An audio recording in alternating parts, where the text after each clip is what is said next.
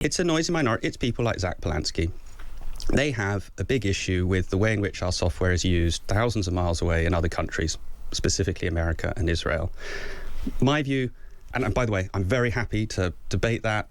I will defend it. But when it comes to the NHS, my view is what matters is, can the NHS control the data when it's using Palantir? Is patient data safe if it's using Palantir? And secondly, are the Palantir tools working? Yep. The answer to both those questions is a categoric yes. But first, this morning, a conversation regarding NHS England reviewing Palantir's tracking tools in hospitals as data suggests they have not improved discharge rates. Analysis by the Health Foundation think tank is contrary to past claims from NHS England that the software cut the number of patients facing delayed discharge by 15%. The company have rejected that criticism, but there has been widespread debate on the involvement of Palantir in so much of UK infrastructure. And I am joined this morning by the CEO of Palantir UK, Louis Mosley, is in the studio with us. A very good morning to you, sir. Good morning. Thank you so much for coming in and joining us in the studio. I really appreciate your time. I think let's just start at the very beginning and the difference that we have here between the numbers. I suppose that's a good place to start. You're saying that your organisation has improved discharge rates by 15%, but the Health Foundation is saying that that's not correct. Yes, that's right. And look, I have an enormous amount of respect for the Health Foundation. It's a great organisation, but I think they have made a flaw in their analysis, which is the way discharge work in hospital is there are essentially two types. There are a simple sort and the complex sort. The simple sort is you get sent home, maybe you've got a prescription, but essentially you can get better at home. 9 out of 10 people get discharged from hospital that way. However, 1 in 10 are very complex cases. They need care packages, they need specialised equipment, they might need a bed in a care home. And that is a much, much more complex orchestration challenge, which might involve half a dozen organisations locally that need to be coordinated. For that, you need lots of data and information. So if you are the person in the hospital responsible for the discharge, it's a complex problem. That's what the Optica tool that the Health Foundation have analysed is built for. But what they have done is averaged across all types of discharge, simple and complex. If you only looked at the complex discharges for which the tool is built, you see the positive effect. And that's even when you apply their methodology. OK, but if you were to look holistically over both, that number necessarily doesn't hold true. It's about breaking down the distinction between those two categories. Is exactly. That right? And that's where I think they have overlooked what the tool is actually for. Fine. So this looks to me to be about, depending on what data set you want to look at, perhaps. Look, we're also talking about the Prime Minister's plans to reform social care this morning. And apparently he wants to ditch Palantir from the NHS. He notably didn't grant you any contracts during his time as mayor in Manchester. Have you heard anything about your contract? Have you had conversations, and do you expect it to end? So I haven't heard either way that the Prime Minister has a view on this.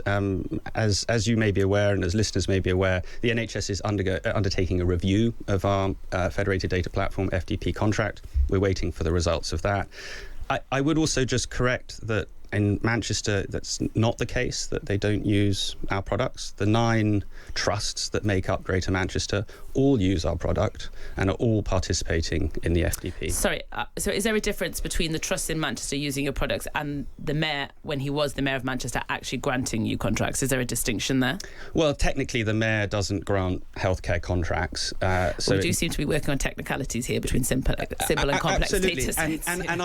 And I think this is probably too much for your breakfast listeners, and I think this is important context. What we're arguing about are stats and methodology, and no one is questioning whether the software works. This is an argument about how much it works, and in the end, this is about patience. I think you've got to take it back to look at the complex discharge case. If you go on the NHS website, there is a man on a video called Jonathan Jordan. He's got complex abdominal cancer, who talks about how the Optica tool helped the team who looked after him get him home and looked after quicker than would otherwise have happened.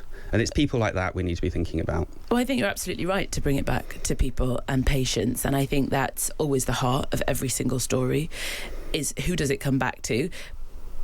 But speaking of people, there is a lot of criticisms against Palantir from people who are worried about data sets, who are worried about their own personal private data.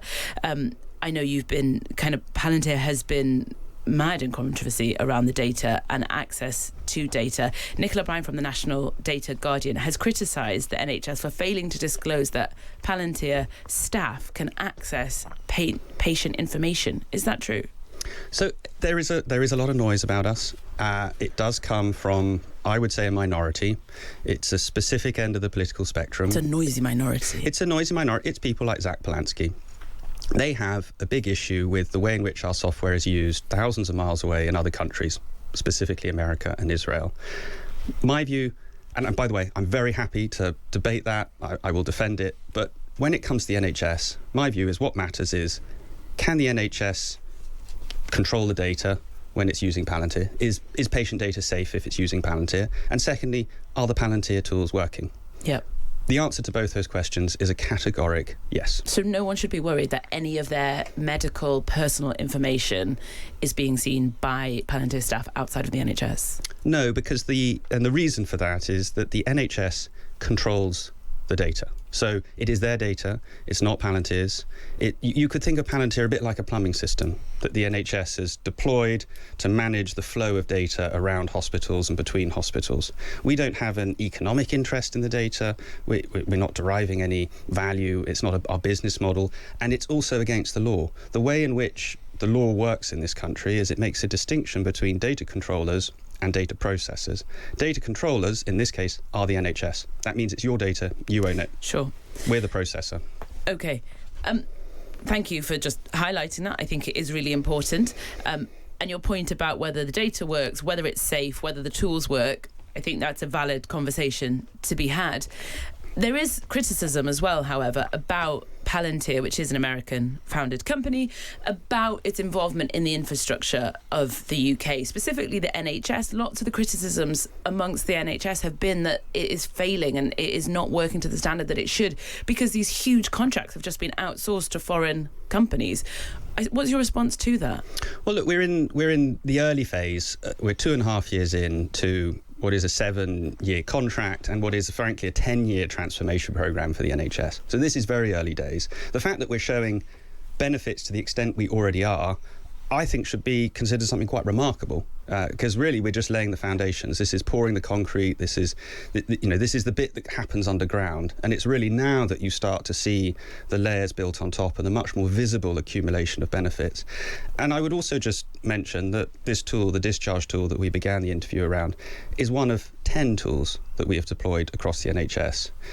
The other 9 are not coming under this level of scrutiny and questioning, and there are other studies that have been done of them that have demonstrated that they are working. So, for example, our tool has helped the hospitals that have deployed it to perform 110,000 additional operations since the adoption of the tool. That's operating theatres.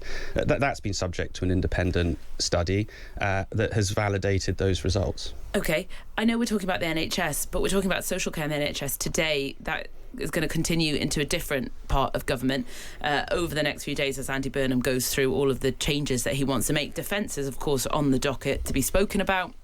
And in June, the House of Commons Technology Committee warned that Palantir should not have a significant role in UK defence, calling your involvement an unacceptable point of weakness. The government will be later announcing defence plans. Are you involved in defence with the UK government? Yes, we have provided our software to the Ministry of Defence for over a decade now, and we are a core part of the way in which British Armed Forces deploy and fight all over the world. So why is it being termed as an unacceptable point of weakness? I think you'd have to ask the members of the Select Committee why they came to that conclusion. I would strongly reject it, and I think the last 10 years of work with the MOD would suggest that it's not correct. OK, so despite any fears from data leaks or what your data is used for, there's been some condemnation of you using data to work with the IDF and ICE in America. That's not something that the UK people should be concerned about? Well, I think this is back to that noisy minority. They are very concerned with the way in which our software is being used by the organisations you mentioned, thousands of miles away. I don't think that is the question. I suppose the thousands of mile point that you keep bringing up is it doesn't really matter if it's thousands of miles away, because what can happen there can happen here, right? Well, no, because that comes back to the data controller point. It is up to the British government to decide how it uses Palantir's software. It's not Palantir that makes that decision. It's the British government. They are the customer. They are the controller. And this really is about patients in this country. And I don't think patients should be the battlefield for settling issues that some people in this country might have about the current US administration or the current government in Israel. Louis, I fear we could go on for a long, long time, and there's still so much to discuss, but I really appreciate you coming into the studio this morning and having the conversation candidly. Thank you so much for your time. My pleasure. Thank you. Louis Mosley there from Palantir UK.